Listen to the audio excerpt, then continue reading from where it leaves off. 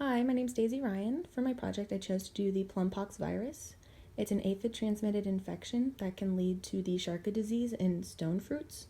Stone fruits are part of the Prunus genus that includes fruits such as nectarines, apricots, peaches, almonds, sweet and sour cherries, and plums. The Plum Pox virus, it originated in Bulgaria and spread through Europe as well as into the Americas. So that includes Canada, the United States, and Chile. It also spread into Spain, China, Egypt, Japan. It's really important, though, for plant pathology because it infects so many crops that everyone eats around the world and is transmitted via aphids, so it can transmit pretty quickly. It has that third component of the vector. And so if it's not treated properly, it could really impact economic value as well as just plant diversity.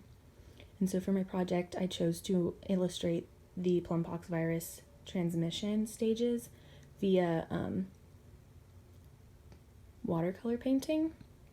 And so on the left, you'll see a infected tree, and on the right, you'll see a healthy peach tree. And so you can kind of tell, I kind of tried to depict that the peach tree was in a yellow halo, so it's supposed to be a little bit more golden and healthy looking. But you can see that the aphids are slowly about to encroach on that area and infect that tree as well. And so on the left, when you look at the aphids, those little black dots, you'll see that I do have them on the peaches, and some aphids do rely on the stone fruits to live and they'll eat them. However, most of the aphids that cause plum pox virus do not rely on the stone fruits. They actually rather come from neighboring crops and then just happen to infect these stone fruit trees via when they probe.